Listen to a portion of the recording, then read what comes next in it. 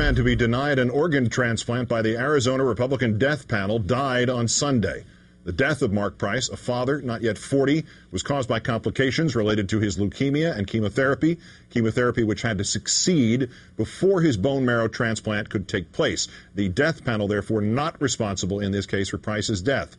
But in our third story tonight, the head of the death panel, Arizona Governor Jan Brewer, reacted to Mr. Price's passing, to his crusade against the state's decision stripping coverage for these transplants, defended her death panel, and explained that Arizona's death panel considers life-saving organ transplants optional. Don't take my interpretation for it. Listen to Governor Brewer herself less than 24 hours after Mr. Price passed away, giving the death panel rationale for rationing care because organ transplants are, quote, optional. The state only has so much money, and we can only provide so many optional kinds of care. And those were one of the options that we had taken liberty to discard, to dismiss. We have reported on this news hour about Arizona families abandoned by the governor's death panel. Fathers Francisco Felix and Randy Shepard stripped of their state Medicaid coverage of the organ transplants they need, liver and heart. They are hardly the only ones. An estimated 95 other people in Arizona right now are waiting for life-saving organs, 95 people who will be denied them because Arizona's Republican legislature and Republican governor decided earlier this year to remove those transplants from state Medicaid coverage. That decision based on false information provided by two companies, one of them owned by United Healthcare, including claims that many of the transplants do not work. Transplants including bone marrow, even though some Republican legislators acknowledge the lie beneath their vote and are calling for a re-vote on the issue. Governor Brewer has rejected bipartisan calls for a special session of the legislature to fix her mess at a cost of about $5 million, claiming that she cannot use any of the more than $30 million in stimulus funds she has because those funds, she says, have already been allocated elsewhere.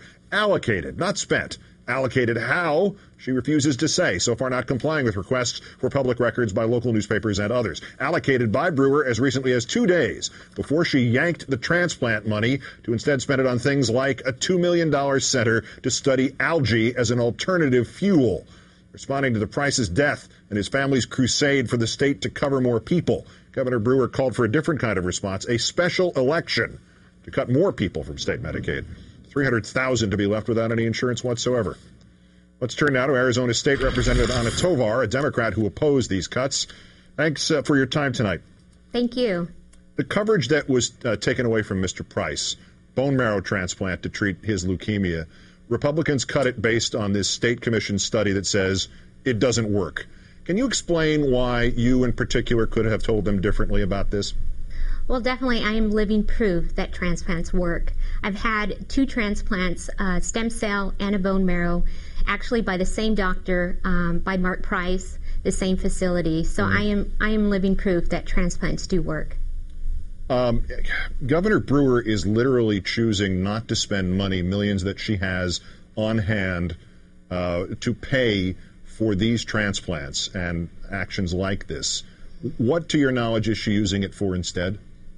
Well, we did find out that she's used over $2 million on algae research, and also another $1.5 million on restoring a roof to the Veterans Coliseum. But yet she's yet to answer any of our requests on what she spent the $30 million that she has available. Do you suppose if you could have a ribbon-cutting ceremony at every transplant that she would suddenly be in favor of these transplants for the state Medicaid? Well, definitely. I mean, there needs to be something done, and the governor needs to spend her money wisely. These are taxpayers' money that she is spending. So, as taxpayers of Arizona, they have every right to question on what she's spending her money on. And it would be, a disgrace not to be able to save hundreds of lives here in Arizona by spending a little bit of that, funds that she does have. And this latest report that the governor wants to cut more than 300,000 Arizonans entirely from Medicaid, what would happen to them? Well, they would be without health care. That means they would flood our emergency rooms. There'd be kids without immunizations, without their primary health care. I mean, this would absolutely be ridiculous in Arizona not to have people getting basic primary health care. Representative Tovar, is there any acknowledgement among Arizona's Republicans in public or in private that they have in fact created in Arizona the very death panel that they fantasized about during the debate over the federal health care reform project? Well, the chairman of Appropriations, who's a Republican, has come out and said that they've made a mistake. There was an error in the information that they have received. But as to date, the governor or the Republicans have yet to have any action to bring this forward and, to create a solution, because people's lives are at stake. And there's easy solutions that could come about that can solve, this crisis and save people's lives and giving them a second chance at life like I did. The governor believed that there were bodies with heads cut off in the Arizona desert. She believed that, that even though it said it in front of her in the script, her opening remarks at the debate were not her opening remarks. And now she believes that transplants don't work. Is she just gullible? Is she just believe whatever somebody has told her, provided she believes who the person is? Or what is this some sort of, does she see things? What is wrong with the governor of your state? I don't know what is wrong with her, because she's gotten the correct information. It was actually my bone marrow doctor that has come about to bring factual information, not only to her, but to other, senators and here in the state of Arizona. So she has the correct information about, over 42% who do get a transplant do make it and do survive. So I'm not sure, what she's reading into it or what she's not reading into it. But the facts are clear, is that people do survive, and they can be productive members of society. I mean, if you look at me, I'm living proof that, even though, I was deathly ill, I got a life-saving transplant. And now, I consider myself very productive member of society and trying to help out as best I can in serving the public. Arizona State Representative Anna Tovar, a continued improved health to you, and great thanks for your time tonight. Thank you. And about your continuing generosity on this, the National Transplant Assistance Fund informs us that since we first reported on this story and the death panel decision against the Felix and Shepard families, it has received $95,000 in donations towards their transplants. And they've only been able to update that number through last Wednesday.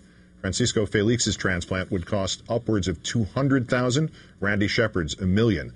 Those who care to donate can do so at NTA Fund. That's one word, ntafund.org. So, televangelist Glenn Beck is now stealing material from Vladimir Ilyich Ulyanov. Does he know who Vladimir Ilyich Ulyanov is? And you've got it all wrong. The South seceded peacefully. It was the North that started the Civil War and dragged this slavery stuff into it. And when Rachel joins you at the top of the hour, as this idea of bipartisanship continues to look more and more like a complete fantasy, she'll be joined by Senator Bernie Sanders.